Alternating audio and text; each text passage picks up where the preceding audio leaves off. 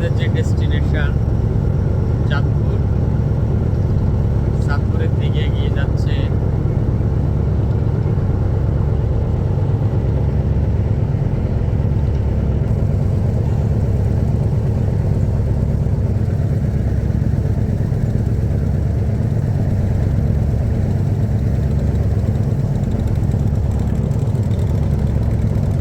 দর্শক, আগে একটা সময় ছিল যে বাংলাদেশে নৌপথ অনেক বিস্তৃত ছিল, কিন্তু সময়ের সাথে সাথে এই নৌপথের যে পরিধি এটা আস্তে আস্তে কমে আসে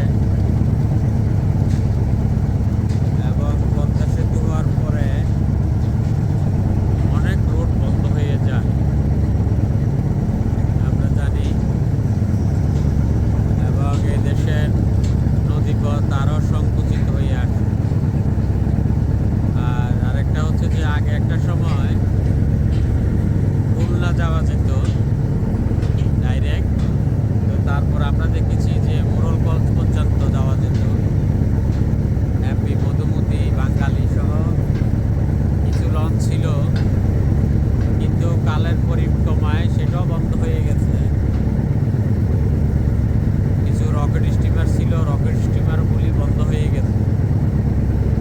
বাংলাদেশের যে অথরিটি আছে নৌ পরিবহন, তাদের উচিত যে এগুলো আবার চালু করা এবং প্রয়োজনে হয়তো আগে যেটা সপ্তাহে 2 দিন বা 3 দিন যেত, ওটা 15 দিন বা 1 মাসও চালু করা যেতে পারে।